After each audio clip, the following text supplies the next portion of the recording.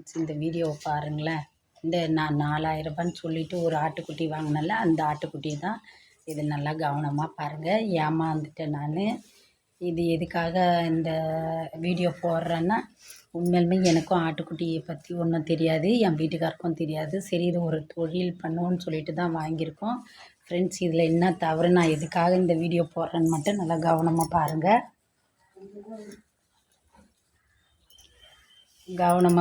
Friends, இந்த ஆட்டுக்குட்டிக்கு கீழே இந்த ஆட்டுக்குட்டிக்கு பின்னாடி ஒரு மாதிரி என்னமோ சொல்லுவாங்கல்ல ஃப்ரெண்ட்ஸ், இதோ கீழே இருக்குல்ல, அதை இது இருக்குல்ல, இந்த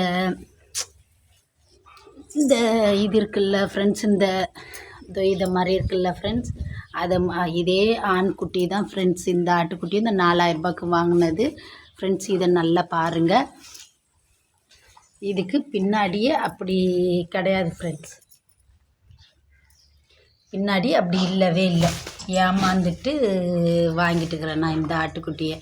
இது நானும் போடணும்னு நினச்சிக்கிட்டே இருந்தேன். இந்த வீடியோ போடவே முடியல. பாருங்கள், இது கெடான்னாங்க. இங்கே பாருங்கள், இது என்னன்னு தெரியல ஃப்ரெண்ட்ஸ்.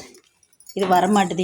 இங்கே வா, இங்கே பாருங்கள் ஃப்ரெண்ட்ஸ், எப்படி பின்னாடி இந்த அப்படியே இல்லை ஃப்ரெண்ட்ஸ். இந்த ஆட்டுக்குட்டிக்கு இந்த போது பாருங்கள், இந்த ஆட்டுக்குட்டிக்கு தான் ஏமாந்துட்டு வாங்கிட்டேன்.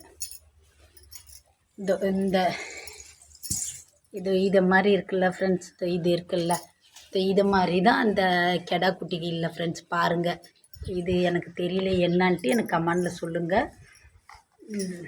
பாருங்கள், அதுக்காக தான் இந்த வீடியோ போட்டேன். 4200 அந்த இதே இல்லை ஃப்ரெண்ட்ஸ். ஓகே, பாய். நெக்ஸ்ட் வீடியோவில் பார்ப்போம்.